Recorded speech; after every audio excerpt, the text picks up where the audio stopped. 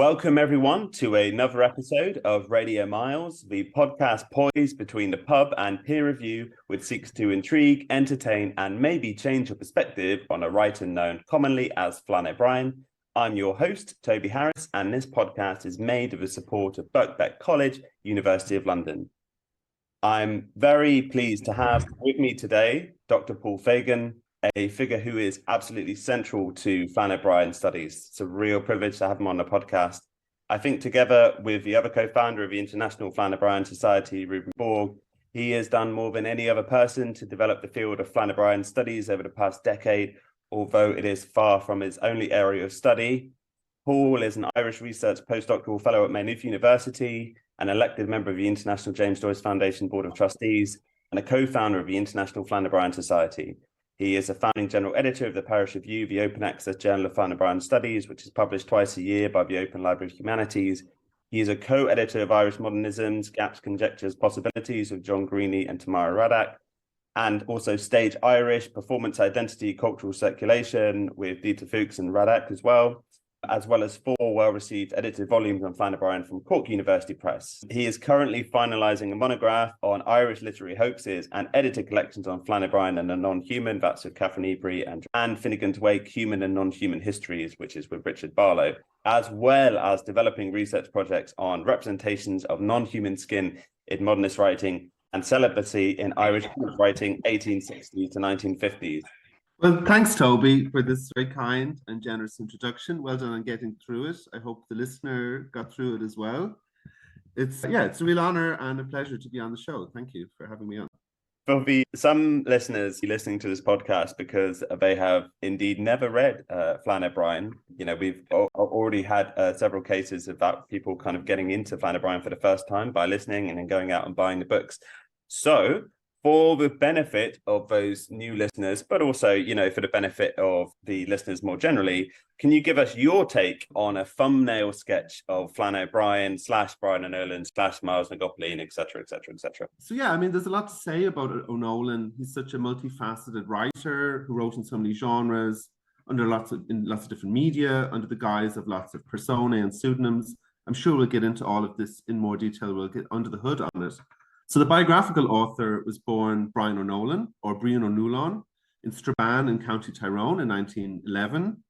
He studied nature poetry in Irish at the University College Dublin, where he starts to kind of become known locally as part of a group of UCD writers who write in this very absurdist and rambunctious style, for example, in the short-lived Dublin monthly magazine Blather, and this kind of communal, disruptive, rambunctious spirit starts to spill over into the pages of the Irish Times in the late 1930s in a series of mocking letters to the editor under a series of pen names and so on and so forth. However, he's probably most well known by the 2 main pseudonyms under which he wrote in what maybe we can call the second phase of his career. As Flann O'Brien, he wrote what I think are clearly, to my mind at least, 2 of the funniest and perhaps strangest modernist novels, At Swim Two Birds in 1939 and The Third Policeman, which is written in 1940 but first published posthumously in 1967. And then also as Miles O'Brien, he wrote the fantastic and I suppose fantastical satirical column Crushkin Lawn in the Irish Times from 1940 until his death on April Fool's Day in 1966. So this Miles O'Brien is also the name under which he published his sole Irish language novel, An Béal Bocht. So I was trying to think about how to do this and to try and capture what I think is interesting about him in this thumbnail sketch. And one of the things that I've had to do over the last decade of running the society is, you know, schedule a lot of conferences and events for very different audiences.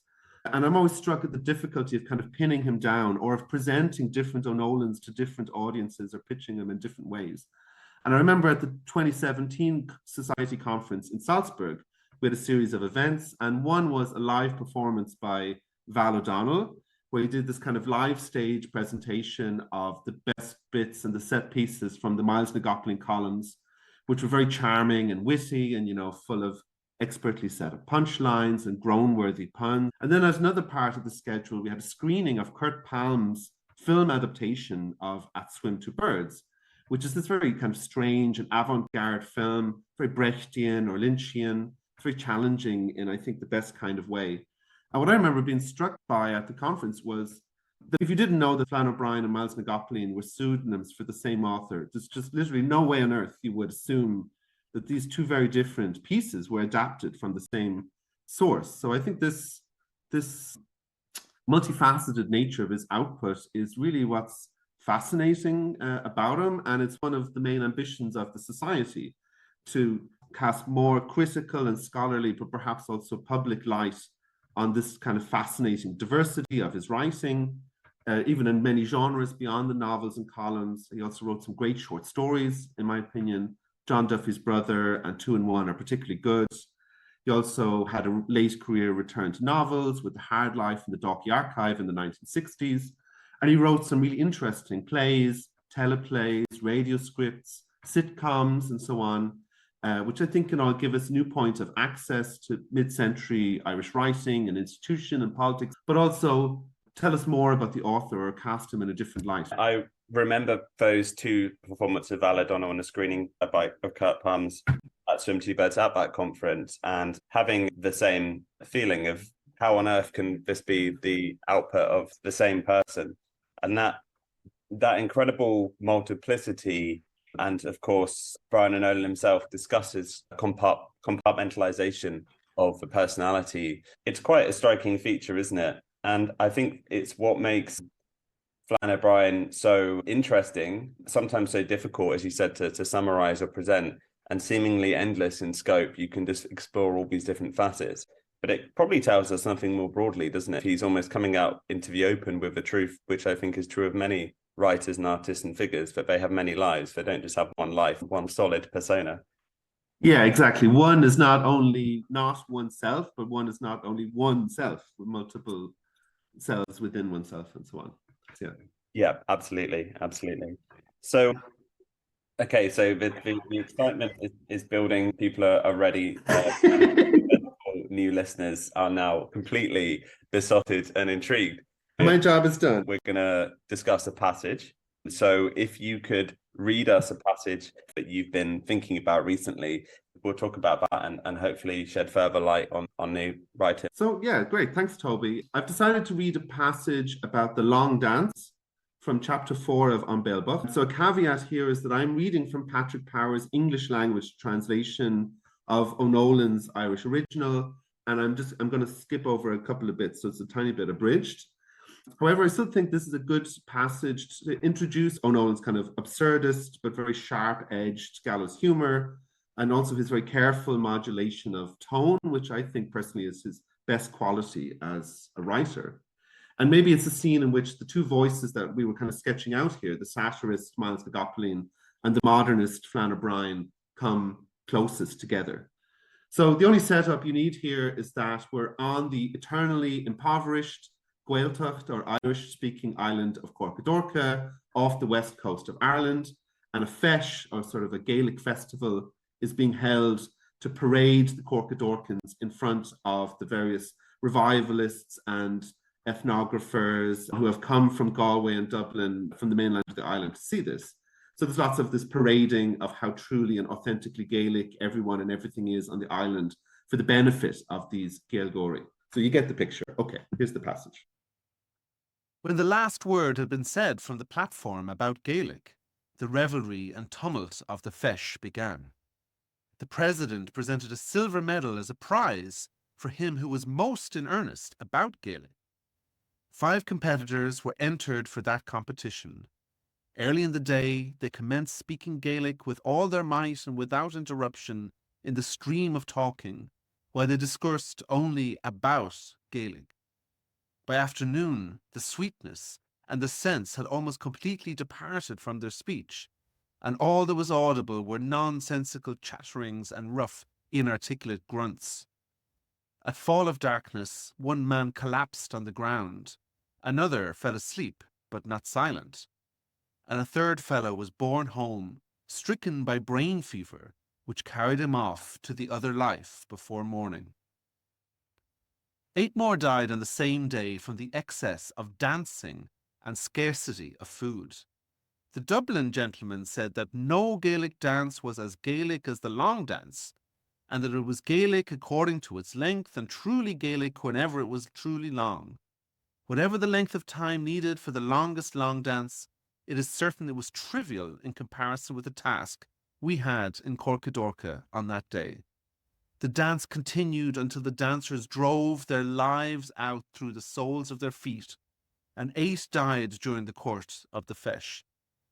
Due to both the fatigue caused by the revels and the truly Gaelic famine that was ours always, they could not be succoured when they fell on the rocky dancing floor, and, upon my soul, short was their tarrying on this particular area, because they went their way to eternity without more ado.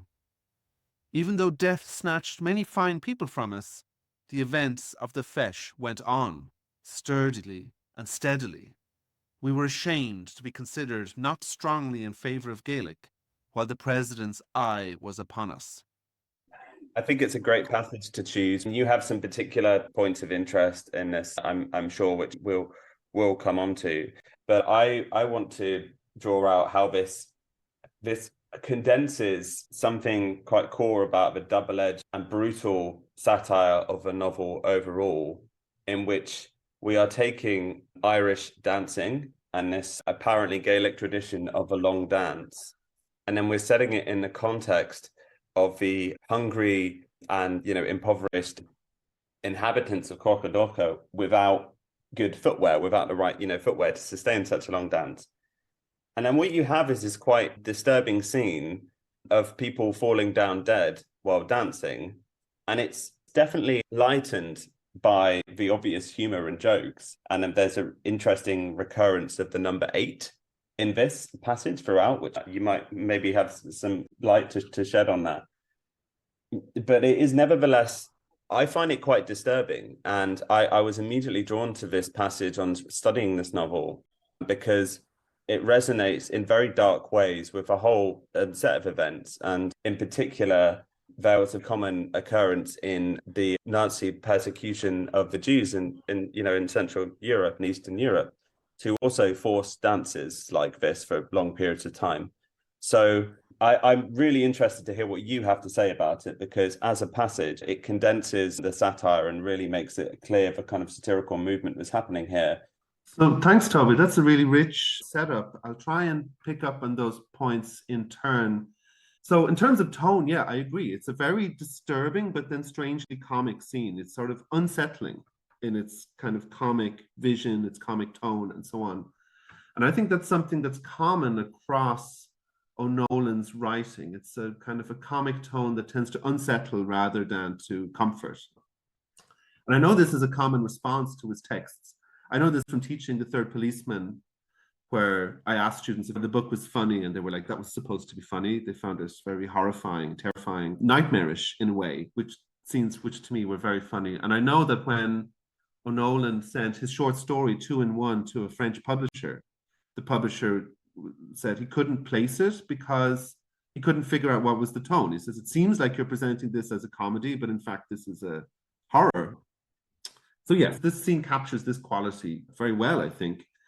And I think clearly there's a satirical function to the scene, which is not too hard to sort of extract from it, right? It's targeting these kind of Irish cultural and institutional identifications of authentic national identity, this obscene attempt to leverage cultural capital out of real enforced suffering by turning poverty and death into this kind of folksy public event. I think the satire is not too hard to access. But I agree with you, there's something that exceeds this satirical, moral, propositional framework in the scene. It's very extra, it doesn't need to go that hard, but it does, and so on. And I think if I think about where this comes from, it's because there's this very absurd decorum of the event, which means that nobody can stop, even as the bodies are collapsing around them. And I think this is something that's essential to Nolan's comic tone, to the politics of his gallows humor, his sort of identification with comedy as the correct political approach to suffering and injustice rather than tragedy. So rather than an impulse towards tragedy, which nobilizes it, he displays how obscene and how grotesque it is and confronts you with it. And this is unsettling as well as comic. And to pick up on the point you were saying about the Nazi comparison, I don't have anything directly to add to that direct comparison, but it's very interesting to me. It resonates with the reason why I've been thinking about this excerpt recently, because I'm working on a chapter which is for a book called Ethical Crossroads in Modernism. And my chapter is about analyzing the representation of apocalypse in An Béal Bocht. And the way I've sort of gone about, the approach I've taken to this is to read An Béal Bocht through Julia Kristeva's concept of the laughing or carnivalesque apocalypse. In her book, Powers of Horror, Kristeva writes at length about the concept of abjection. So she thinks about abjection as this kind of subjective horror that we suffer, that we experience, when we're confronted by something that defies known boundaries or troubles categories and categorization in such a way that causes our whole system of meaning to break down, or the difference between self and others starts to collapse. So, things like a zombie who is, let's say, both dead and alive, and neither dead nor alive. It can't be categorized, it defies boundaries. It produces this subjective horror of abjection in us. So in this context, Kristeva becomes fascinated with the work of the French writer Céline, who writes about a series of these very violent post-Holocaust, post-World War, apocalyptic scenarios in this very unsentimental, almost seemingly nihilistic style. But what strikes Kristeva is how the tone of these books pairs the horror of abjection with what she calls a kind of piercing laughter. His writing is what she calls a laughing, godless apocalypse. This is an apocalypse without a function. It's not a fulfillment of a historical narrative. It's not a purging, a purging of society to start again. It's just an eternal circular suffering with no glory and no ode, but which is rendered comic. And that's what she finds so interesting about it. It's scenes of violence, blood, and death, human beings caught kind of flush with their animality, but treated with this comic tone. And what Kristeva finds interesting, or what Kristeva argues, is that this opens up a different kind of ethical approach to apocalyptic writing, right? Where for Kristeva, apocalyptic writing is very ideological. It's very much about identifying what's degenerate and wrong and purging society of this degeneracy so it can start again. And many modernist writers are complicit in this. If we think about a number of modernist writers who supported fascism and things like this.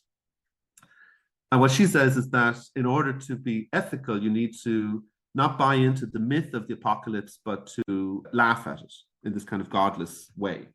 And I think maybe this, or at least what I'm trying to work through, is how this scene of the long dance is doing something similar, right? We were just talking about how I think it rejects a tragic view, and in order to foreground the politics of a comic representation of grotesque obscenity. But there's also an ethical component to this. What I think is very important for appreciating O'Nolan's writing is that he treats the comic very seriously. He thinks about the comic as a political mode, an aesthetic mode, but also an ethical mode.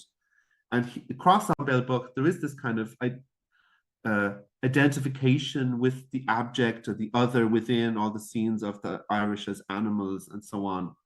And so I think that it would be interesting to extend this way of thinking about it and put it back into this perhaps fascist context, and particularly where a number of critics have argued that, fascism and modernist writing have a lot more in common than people think. They're both about thinking about modernity as being kind of a time of degeneration, and some radical break has to happen to restore a connection to tradition and so on and so forth. So it would be really interesting to expand it to this context. If you have any thoughts about that, Toby.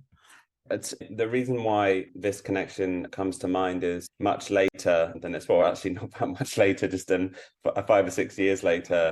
Brian O'Nolan, as a civil servant, writes this unpublished essay, The Pathology of Revivalism, and he talks about the Irish language. And he says, I suppose it would be possible to eliminate the English language if you had enough guns and rope to do so. So he directly makes this comparison, it's uncomfortable comparison between cultural nationalism and the kind of genocidal politics that had, taken hold of so much of Europe at that time. And so I end up now reading this text in that light. Yeah, and he does write quite a lot about the fascist tendencies in the Irish language movement and in Irish politics at the time. I know you've written about this very well, and your research is excellent on this. Also, sorry, I just wanted to pull up Chris Davis' description of the laughing apocalypse, because I think it was what caught my attention and made me think about this. She describes the laughing apocalypse as, quote, music, rhythm, rigadoon without end for no reason. And I think that could be a perfect summary of the long dance. And the without end also makes me wonder about what you brought up about the idea of the recurring figure of the 8, because obviously 8 is a symbol of infinity. In An Béal Bocht, they're always talking about how our likes will not be seen again, and we're at the end of the world, the end of Corcadorca, the end of a tradition, the end of a way of living, the end of a language. But this never comes. They're just trapped in this perpetual suffering, this eternal suffering. And this is something about this.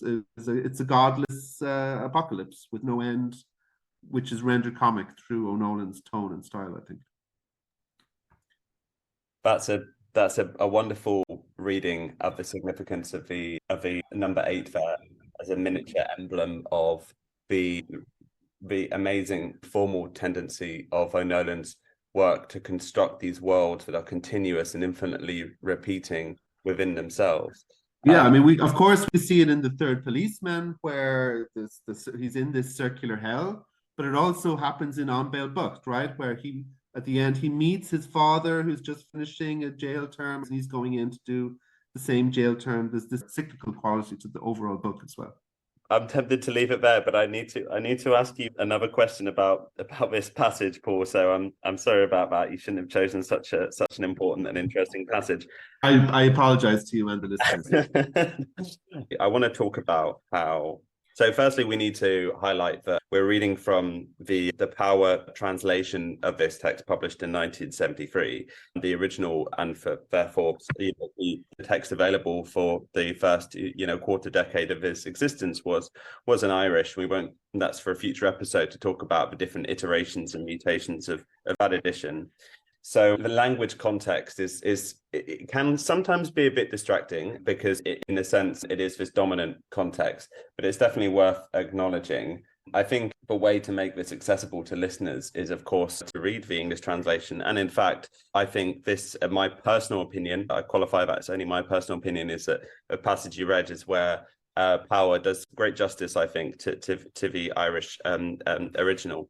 So, but I didn't necessarily want to ask about the translation, but rather about the immediate context in which this is a feis in which a visiting Gaeilgeoir, the president, the Uachtaráin, has come to preside. And prior to this passage, he gives this incredible and ridiculous speech, which is all about the Gaelicness of speaking in Gaelic about Gaelic matters. And it's just this endlessly recursive loop that's really, really funny to read. The feis is being held in this fictional Gaeltacht region, Corcadorca, because that's where Gaelic is still spoken, of course. That's where Irish is still spoken. That's the idea. But then if we look at how the feis proceeds, and it's been devised by characters in the novel as a means to bring money into the area. It's a kind of devious plan. But then if we look at what happens, look at how that event proceeds. When we turn to the actual native inhabitants of the Gaeltacht region, of this fictional Gaeltacht region, they are not called upon to speak, but are called on to dance, an activity which, of course, does not require speaking, and indeed dance to death, dance until they, as the text says a few times, they have no skin left on their feet. So I think this is one of the areas where, as an Irish language novel being read by many of these people who had learned Irish and visited the Gaeltacht, a new generation, I guess, post-independence and, post-revival, people who'd learned Irish for the first time, That's pretty cutting satirical point and interesting. And I wondered if you had anything to comment on that. That's very interesting. That's very rich. I have nothing to add really to what you identify as the target of the satire and the context and so on. But I am interested in the point you bring up about how only the Gaeilgeoirs speak and the local Corcadorcans don't speak, they only dance. And I think this plays on a theme or a thread that works throughout the novel, which is about the humanity or otherwise of the islanders, right? And I'm not going to start talking about Jacques Derrida and so on now, but he has this very interesting lecture called "The Animal That Therefore I Am," and he talks about how the way in which we distinguish between what we call human and what the human calls animal or non-human depends on what we believe speech to be and clothing and so on and so forth. So he says, we have this very kind of self-fulfilling definition of speech, which is that which humans do, and any other forms of communication don't count as speech, therefore they just belong to this other category of the animal. And as many other people have pointed out, this logic also helps, also underpins many racist and sexist and ableist views which consider certain humans or human ways of speaking to be less than human. And so in the book, this gets played out in a number of ways where the Corcadorcans are associated with the animal, with not speaking and so on and so forth. And you get this, for example, in the scene with the pig, where the inspector comes around to the house where they're going to get money for every English-speaking child in the house, and they concoct this plan to dress up the pigs in clothes, and they say, well, they're speaking something and it might as well be English as far as we know. And the inspector comes and sees the pigs wearing the clothes and hears them speak and says, okay, here's the money. And then we find out the inverse of that, where the pig escapes in the suit, and the sort of ethnographer or a Gaeilgeoir records his speech into a gramophone and says, this is the best example of Gaelic speech we've ever seen. And he knows that the best Gaelic is indecipherable, so he's very pleased with this pig's speech, and he brings it to the continent and gets a degree and awards and so on for the myths and the language that he captured. So yeah, maybe what you see here is a manifestation of the way in which the novel satirizes this idea of the Corcadorcans as less than human, speaking in a minor language that's native to them without clothing, as opposed to the more fully human humans from the mainland who can sort of analyze it, interpret it, and so on. But as with The Long Dance, the novel goes beyond this kind of simple satire because it confuses these coordinates all the time by having animals in clothing speaking, naked humans compared to the grunting of animals. And then you have maybe what I think is kind of the most fascinating scene of the novel, where Citric joins the seals and becomes a seal and escapes the sort of binary of Corcadorca and the mainland. And rather than identifying with the logic that says you're only human if you conform to this kind of major language criteria, he kind of identifies with the animal, identifies with the abject, sort of escapes all this. He's a hirsute seal. He's not just a seal, right? He, as you said, he's a hirsute seal, yes.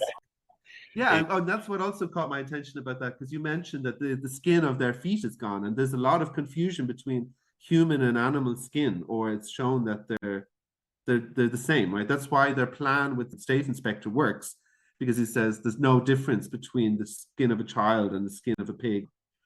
And this is something that comes up across Nolan's writing, like in 2 and 1, where the taxidermist murderer skins his victim and puts on his skin. There's something abject about this. Like, what I'm trying to get at is that O'Nolan is satirizing these dominant, whether it's colonial or Irish cultural or just humanist ideas that marginalize and other the Irish speaker, the animal, so on and so forth. But he doesn't just satirize it, he complicates it, he confuses it in ways that are absurd and comic, but again, I think have a political and ethical component to them. The reason given for why the dance goes on, even though death snatched many fine people from us, is that we were ashamed to be considered not strongly in favour of Gaelic, while the president's eye was upon us. So yes, you're imputing, again, we're complicating, but it's not a simple relationship. These apparently subhuman Gaeltacht Irish speakers are in fact regarding the Wachtaran, regarding them, and therefore experiencing a feeling, and that's part of what's driving this situation, which I really love as a detail, just in respect to what you mentioned there with the Derrida essay. Yeah, and it's also what locks them into this behavior, why they can't stop the dance, even though they're falling and collapsing everywhere, is that they're under this gaze, right? That that their poverty is both real and lived, and also staged and performed for this gaze. And as you say, they think they're pulling a fast one on the Gaeilgeoirs. They're going to take their money and play up whatever they want, whatever they imagine to be for their benefit. But they're not in control of this, because it's also making their performed suffering real. And if anyone is completely despondent about this passage, maybe having listened to it or thought about it in detail for the first time, it's good to note the main character, Bonaparte, does get his revenge, where his accomplice, the old grey man, throws a rock at the back of the head of the character named Eight Men, who is dancing fiercely. He appears to die, or at least be near death. And our protagonist, Bonaparte, is able to steal a couple of naggins of whiskey from him. So there's this kind of twisted that happens in that. Yeah, I like the idea of a figure with a name representing eternity, and kind of take him out of a rock to the back of the head. But anyway, we'll move on. So my next question for you, Paul, is you're very, very well known as, a really key figure, as I mentioned, over the past 10 years in Flann O'Brien studies. So I'm sure people are going to be quite interested as to where your personal interest in Flann O'Brien began, and what your first personal encounter with this writer was. Well, yeah, I mean, my first encounter with Flann O'Brien was as a teenager, where I picked up my mother's copy of A Swim to Birds that was in the house in Athlone, where I grew up in the Midlands of Ireland. And, it just was one of those moments. It was like when I saw the cover of David Bowie's Aladdin Sane, or, I don't know, watched my first Hitchcock movie or whatever it was.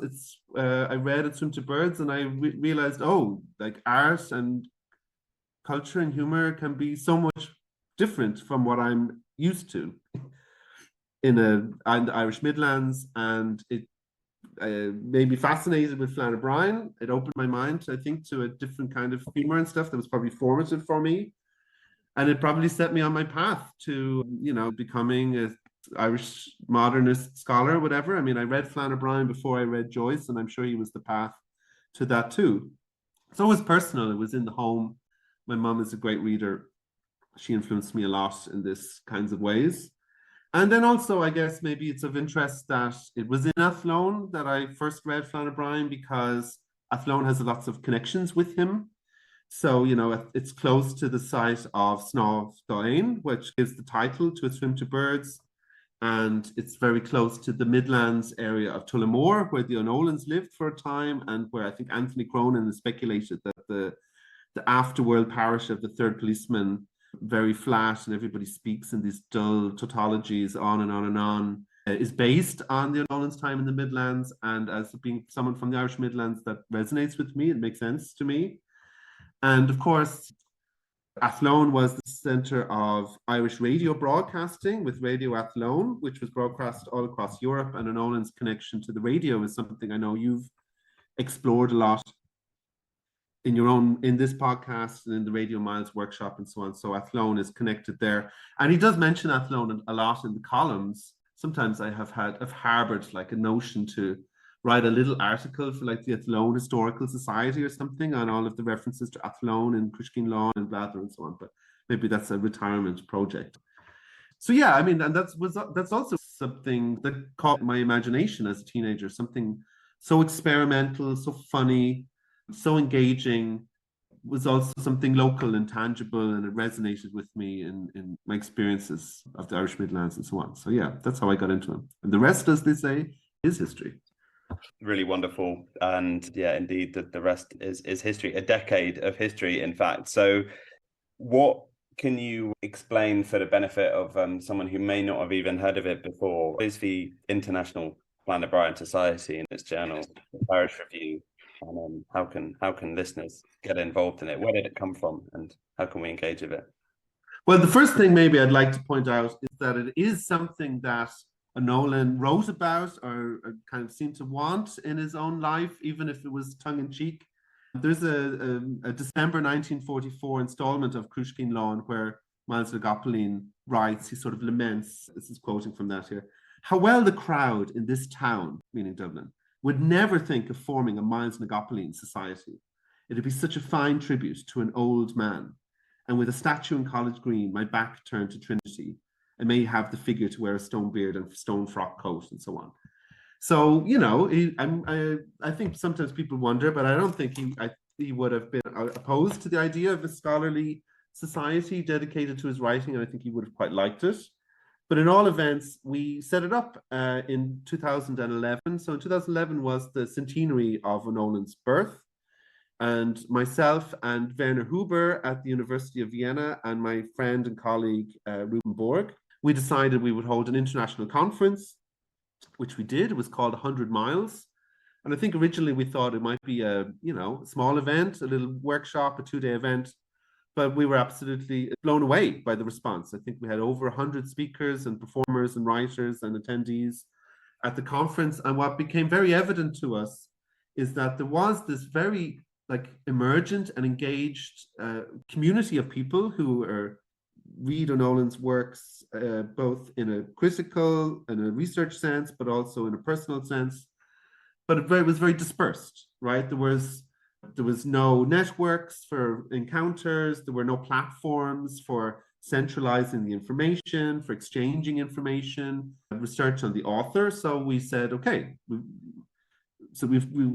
got to step in. If not us, then who? And let's set this up. So we set up the International Flann O'Brien Society, and its main goals were to set up a regular conference series, which we have done. It's a biennial conference, which we've had in Vienna, Rome, Prague, Salzburg, Dublin, Boston, just recently in Cluj in Romania, and to set up a journal, which we've also done, which is the Parish Review, Journal of Flann O'Brien Studies, which is an open access journal published by the Open Library of Humanities.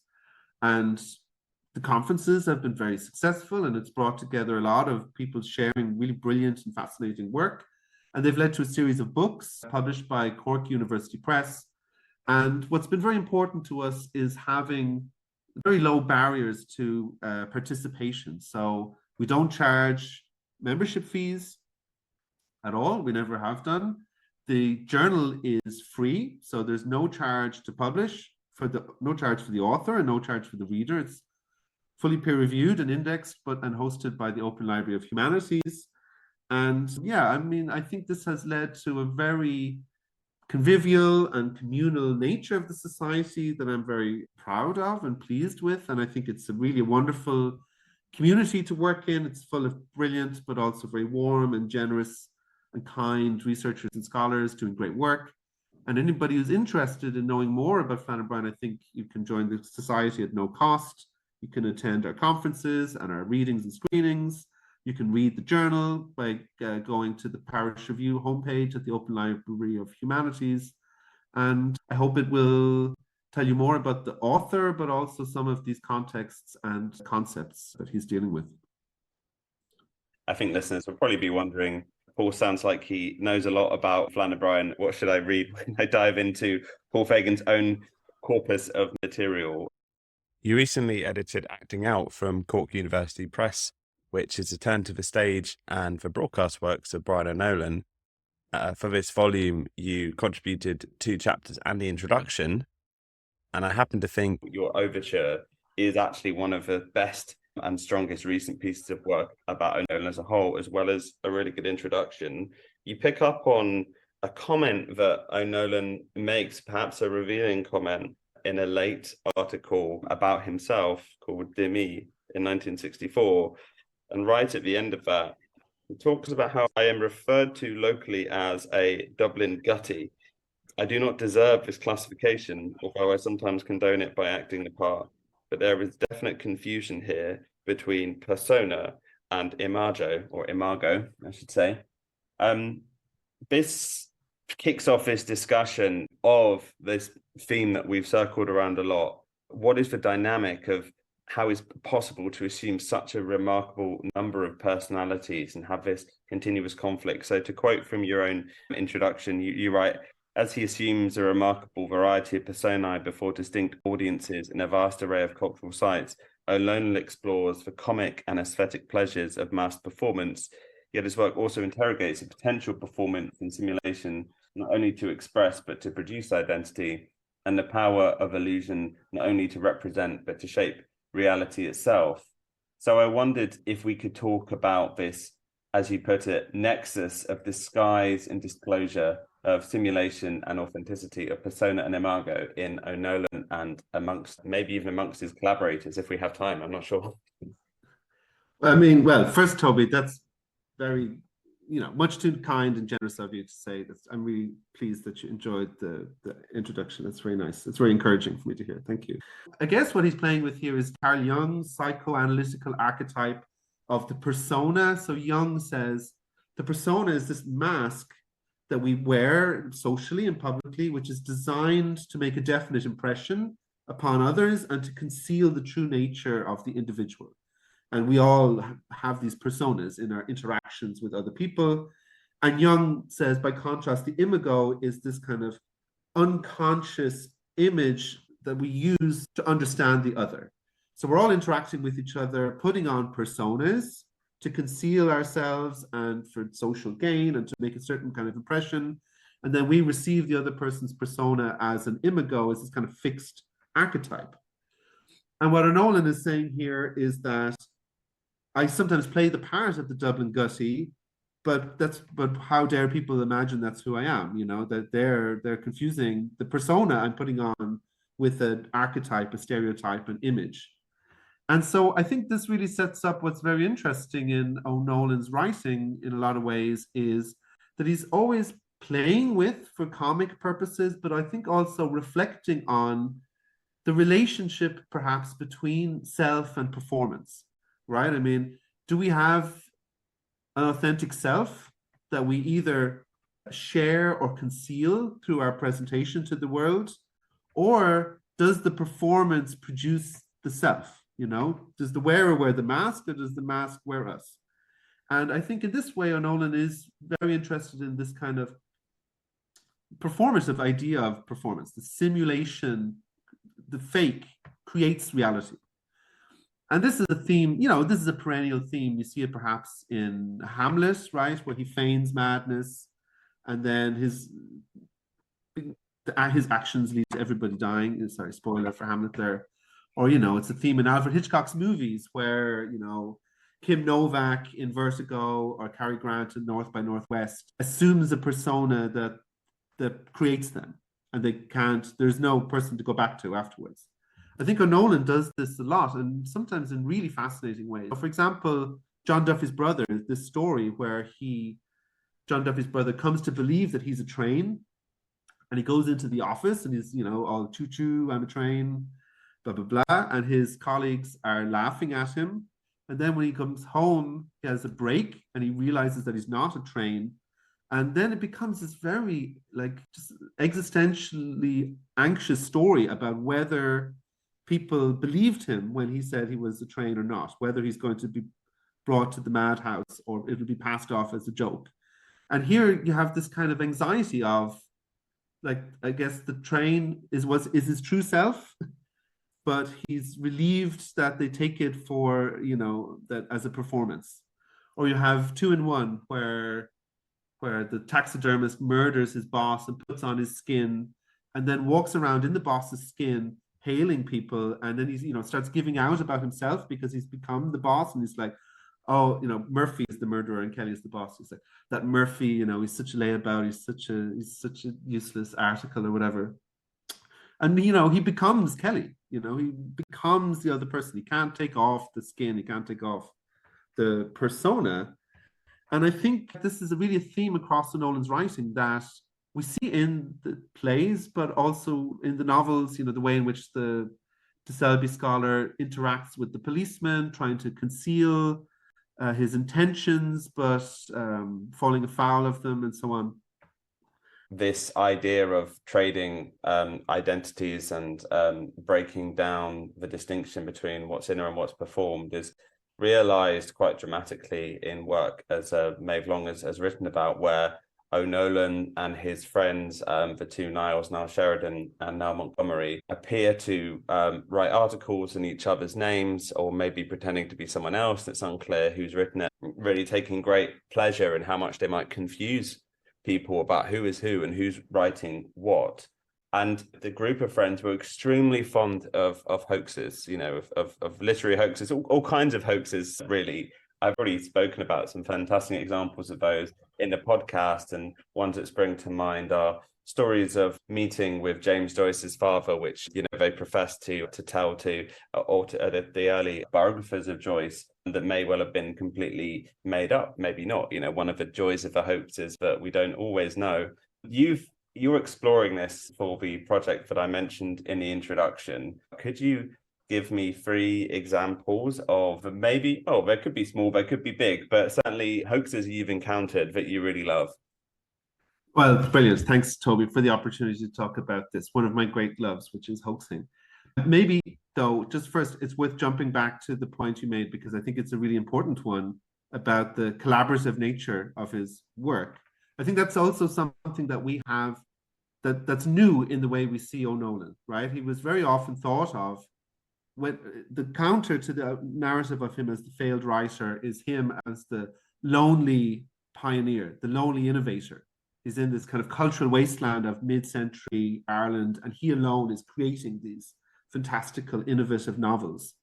This view has really been overturned in the last years and in acting out as well, because we see increasingly how collaborative his writing is. Like you say, Montgomery also wrote a number of the Cruiskeen long columns that are attributed to Miles Gopoline.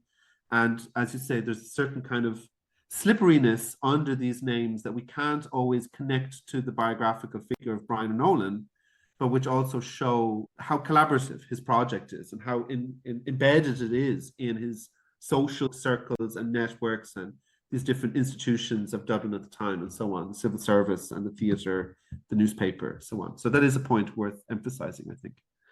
So yes, thanks a million for the chance to talk about hoaxes. This is one of my favorite things to think about and to talk about. So one hoax that I really enjoy, it's like a kind of a classic hoax, is Jonathan Swift's predictions for the year 1708. So at that time, there's an astrologer called John Partridge, and he publishes a popular almanac of astrological predictions called Merlinus Liberatus. And Swift decides this guy's a phony, he's a hack, and Swift writes his own predictions for the year 1708 under the pseudonym of Isaac Bickerstaff, Esquire. And so it's a full almanac, it's a full almanac of astrological predictions, but the very first of Bickerstaff's sort of, I guess, divinations, which he arrives at by consulting the star of John Partridge's nativity, is that Partridge, the almanac maker, will infallibly die upon the 29th of March next of 11 of night of a raging fever. And so, of course, Partridge protests this, he says, this is ridiculous, I'm not going to die. Whoever this Isaac Bickerstaff is a phony, he's a fraud, he's one of my political enemies, he's jealous, whatever. But then the punchline comes when on the 30th of March, Swift arranges to have circulate a document which is called The Accomplishment of the First of Mr. Bickerstaff's Predictions, being an account of the death of Mr. Partridge, the almanac maker. And so this is presented as a letter to a person of honor, and it's a person saying, I was at Partridge's deathbed last night, the 29th, and he admitted that he was a fraud and a phony and that astrology is quackery used to fool people. and then he died, just as Bickerstaff predicted. And so, of course, it didn't matter then that Partridge continued to protest in print that he hadn't died, because, the rumor got out, and people believed it, people were in on the joke, and it just kind of got circulated. Like, there's even a sort of a story that he got the name, his name of Merlinus Liberatus for his almanac was taken away from him because it was believed in the registry to have died. And there's all stories about people having these mock funerals for him, and coffin makers turning up at his wife's door, and this type of thing. So I think this is very interesting. I mean, it's a funny hoax. And then I guess, God, there's so much I could say about this that I won't. But one of the funny things is that then Partridge kind of becomes completely paranoid, and he spends a lot of the next years like trying to identify who is Bickerstaff. And he has all of these like revelations where he like accuses different people, but always the wrong person, right? So he's like, it takes him ages to figure out that it's Swift. And so he's this sort of like, becomes paranoid, he's accusing everybody, trying to convince people that he hasn't died and stuff like this. And yeah, it's a very interesting hoax for me in a number of ways. Like, first of all, one of the main things in the project I want to think about is how people think about hoaxing as just this fixed form, it's this trans-historical strategy. It's always the same in all times and periods. And what I've found in my research is that this is really not true. It changes in response to different political moments and cultural moments. And this is especially because it's this parasitical genre, right? You enter into a dominant voice or a dominant genre, and you speak in its own terms in order to expose that its authority is not earned, that it's in bad faith, that we shouldn't trust it, and so on. So it's constantly changing as it goes into these different forms. And one of the things I found is that, normally people think about this and they're like, oh, Swift is the wit, and he outwitted this kind of dolt Partridge and made fun of him and so on, and he won this little April Fool's Day joke. But in truth, there's a lot of political context to this, because Partridge was actually a very politically engaged person, and his almanac was actually a front for sort of seditionist propaganda. So, if he's predicting that the king will die, it's sort of it's part of a call to assassinate the king and stuff like this. Mm. So, he's not, there's a political dimension to this that gets lost. But I also like how, Swift uses the hoax to create this kind of afterlife of infamy for Partridge, right? He's always remembered as the guy who got duped by Swift, and there's no amount of research anyone will do that will ever change that. So the hoax, I think, has this interesting thing about falsifying the record in order to create an alternative afterlife for someone's enemies. That's very much in the Swiftian mode. Another one, this goes through Macpherson with the Ossian scandal, and then you have sort of Irish 19th century periodicals. We have kind of conservative wits like McGinn and Mahoney making fun of the Irish antiquarian and revivalist project by making these false Irish ballads and myths and back translating them. And maybe the funniest one is Father Prout talks about Thomas More's melodies, and he basically says Thomas More is a fraud. He plagiarized all of these melodies from older sources, and I'm going to prove it.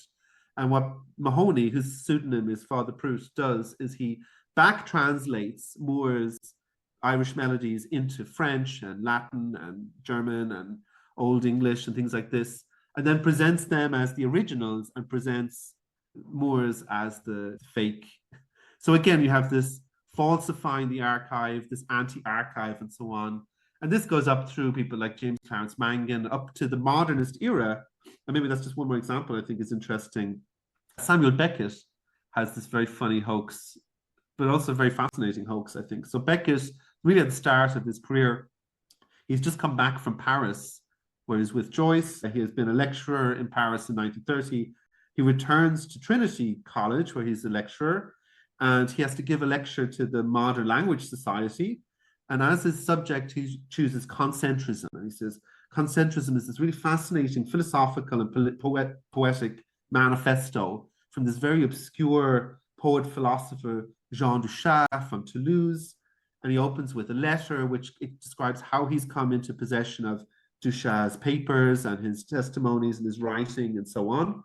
And then he goes on to talk about the life of the inventor of concentrism up to his suicide, his manifesto that he left behind, and so on. And of course, as I think you can probably anticipate, this whole movement and Duchat was completely invented by Beckett from whole cloth. There's no such poet as him. There's no such philosophy. And he presents it to the gathered true scholars as something authentic. So yeah, so what you have here is like the hoax as something that has a political component. It's about inhabiting the false persona of a dominant voice or genre in order to undermine it, and perhaps to test people's trust in certain voices and genres and forms of performed authenticity. And it's also about creating these anti-archives to falsify or to disrupt or trouble sort of dominant narratives that are based on the authenticity of old sources. And I think Irish revivalism, would be ripe for something like this. And I think all of these aspects, this kind of strange afterlife and this anti-archival impulse turn up across Flann O'Brien's writing, right? So one of my favorite Cruiskeen Lawn columns is one that begins, "Wanted wife, copper-faced, any length, capable of being bent," right? So of course, Miles says he's read this typo in a recent paper, and he says, obviously, wife is a misprint for wire, and he makes fun out of this. But then he kind of drops the pretense completely, and he says, "To be honest, for a change, I invented this advertisement out of my head. It did not appear in any paper. But if the reader thinks that any special merit attaches to notices of this because they've actually appeared in print, what is to stop me from having them inserted and then quoting them? Nothing except the prohibitive cost." So I think this is, where what we've been talking about with O'Brien's personae and performance, and this difference between the inner and the outer and the simulation, and this history of hoax writing comes together because, he has this sleight of hand where he presents himself as this kind of disinterested or fatigued prankster who pulls the rug out from under his own joke. And he sort of pulls the rug out from under even his own authority to speak the truth, to command credulity, but also turns his readers into kind of paranoid readers, right? Because this kind of sabotage isn't just contained in his column or in the pages of the Irish Times, because, what's to stop anybody from having anything printed anywhere and quoting it to us as fact, except for, as he says, the prohibitive cost of doing this. So as my final question, I wanted to give you a chance to give our listeners a sense of how they can engage with your work personally and with the International Flann O'Brien Society and its activities. So yeah, where can we go to find out more? So I think the best home for us is at the Parish Review homepage, which is with the journal's homepage at the Open Library of Humanities, which maybe we can give a link in the notes. So that's where you get all of the latest news on the Society's activities. There's a news tab there. For example, where news about the Society Awards for Best Book and Best Article, or about upcoming calls for papers or events or conferences or special issues of the journal that are coming up, or just our various activities are there. There you can also sign up for our mailing list where we share that same stuff into your inbox, and we have accounts on Facebook and Twitter and all of the accursed social media and so on. And you can get in touch with us on any of those. And like I say, membership is open and free to anybody. So, and it's not, we primarily work, we're an academic society. We work towards having these conferences and books and journals, but we're really open to everybody. Anybody with an interest in O'Nolan or this period or these genres is really welcome to join and come to the events and to submit any observations or writing or research you have on Brian O'Nolan to the journal. We're very pleased to receive submissions and to publish it. So if any of this work sounds exciting to you, write an article for the journal, write a submission to the 2025 conference. We'll buy you a pint. We'll see you there. It would look very welcome, everybody. What a wonderful way to finish with such an open invitation to participate. Paul Fagan, thank you so much for being on the podcast. Toby, it's been a real pleasure. Thanks so much for having me.